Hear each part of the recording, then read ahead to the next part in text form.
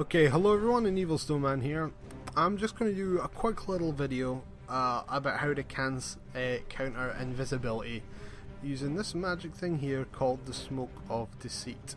Okay? Smoke of Deceit, we'll just quickly read through what it actually does because it's a very underused item, especially in public games. Upon activation, the user and all nearby allies of player-controlled units gain invisibility bonus and movement speed for a brief time. Many map icons will also be hidden, so essentially if someone has wards, this allows you to move past wards without them actually showing up on the ward. Essentially kinda like PA when she's relatively close. Okay, so that's fine. If you're run by creeps, they won't attack you. However, they will have this other thing: upon moving within 1025 range of an enemy hero or tower, the invisibility is lost. And this is the interesting thing about it. Now, obviously this is a negative, so if I was to use Smoke of Deceit and run by, so you can't run exactly on top of someone, you can get everyone pretty close. I mean, 1025 range is, oh god, what the hell am I going to check there? Okay, that's 700, so that again, double that, so going into about here, it would be in about there-ish, right? So roughly that distance, that's pretty close. Now, you could get off a lot of spells there, you can even get on auto attack, so that's a reasonable distance.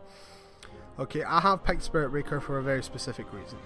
Now, because of this, you've got this 1025 range. We're actually going to use this to our advantage. Now, if we hover over our radius here of dust of appearance, that's actually 1050. Okay, so that's a larger range than this Smoke of Deceit. So what we have over here is we have a Ricky. Now, obviously, I've used console commands here. This is a modded sort of setup. I've just enabled the cheats and spawned some enemy heroes in. Leveled them up to 25, so he has this fade time and everything. That's why his items are retarded. Okay, he's currently invisible. Okay, we can't see him, so that's all. If he was moving along beside our Spirit Breaker here, our Spirit Breaker isn't going to see him. So what we can do is we can activate our Smoke of Deceit and charge our Spirit Breaker over there. Now we'll just pay attention to the Smoke of Deceit buff. As soon as that comes off, if we dust, that gives us our extra 25 radius range has dusted Ricky. Now Ricky's available for us to go hit him, so we'll just charge into him, start smacking him about, and then obviously he's went invisible again. But that's quite important. I mean, if we could get stuns on him, etc., Ricky would have to fade again, and obviously my dust's on cooldown, but anyone else in the game also has a dust that's not on cooldown. So if you're aware that he's going to be roughly in that area, for example, if he was last hitting in mid and then went invisible and is just walking around there, smoke up with your Smoke of Deceit, you could run past him, and then that could happen again. We'll just run through that again for clarity's sake. I'm holding my microphone, that's why I'm only typing with one hand there. And again, just for clarity's sake, so what I've done is smoked up, ran in a rough range, and then we can dust as soon as the buff disappears. Okay, and that says dusted Ricky. Smack him. Dust runs out, we can't hit him anymore, but even then, that's quite important. If you were to do that, for example, a Slark or something, that's enough, especially a Spirit Breaker.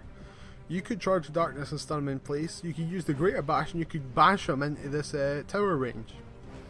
Okay, and this obviously, this is just Ricky's the most obvious example, but this would work for anyone. For example, we have a whole team of Invis heroes here, but the one I'm most interested in here is our, let's just refresh again,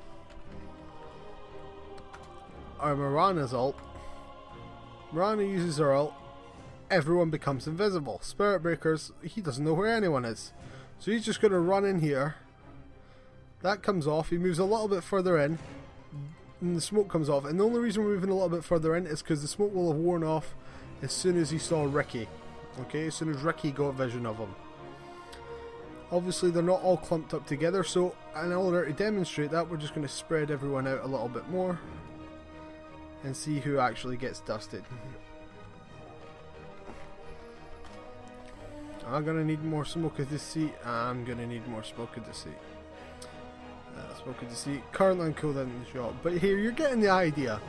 Okay, one last thing that I do want to actually go and cover, okay, is just this here. And this is something that everyone seems to forget. Clanks actually does have an invis, obviously, so does Bounty Hunter, and that's Skeleton Walk. So if you were to activate Skeleton Walk, just goes invisible, can't see anything. This is an aspect of, I can kind of see everyone because this has got cheats on, but you wouldn't see his particle effect for the flame there. Okay, so he's invisible. We'll just take him out of invisibility by attacking something and run away. I haven't stacked the camp. Oh, that would have been good if just like by accident I stacked the camp. Okay, so what's happened here is Clinks is currently visible to our Spirit Breaker. We'll move him a little bit further over the side. So if we activate Charge of Darkness, Spirit Breaker is going to start charging Clinks. Clinks goes invis. Notice that Charge of Darkness continues to follow him around. So if we go back to Spirit Breaker, and as soon as we've made a collision and dust, that's it, we have full vision of this Clinks. Which is something just interesting to know, and I thought while I'm talking about invis, I'll just add that up here. Okay, so heroes that this would be useful against, any team with Morana, first off. That's because of our ult, Moonlight Shadow, makes everyone invis. Invis is broken, or it will store after a fade delay. Okay, useful for her. Okay, we'll get Clinks, obviously, because of the Skeletal Walk. Bounty Hunter, because of his Shadow Walk. And Broodmother, okay? Broodmother actually makes things a little bit easy because she has to be in a web to be invis, unless, of course, there's a Morana there. You can see she's went invis. So even if there is a Broodmother there, normally Broodmother, obviously, just for example, you'd think, oh, I can just do that on any web. Minus refresh. I could just activate what the WTF mode, but this is a lot easier. So there, we throw that up. What web would she be on? You have no way of telling that. So what you would do is just, if you think you have got her location, run over with a Smoke of Deceit. As soon as that goes off, you know that there's someone there looking at you. Dust. She's no longer invisible while she's on her web. Okay, dusted, but still has the invisibility on. The dust negates the invisibility. Okay, slowed by 10 while invisible. So there you go, that's my really quick guide to how to counter invisibility using the Smoke of Deceit, and I'll see you next time.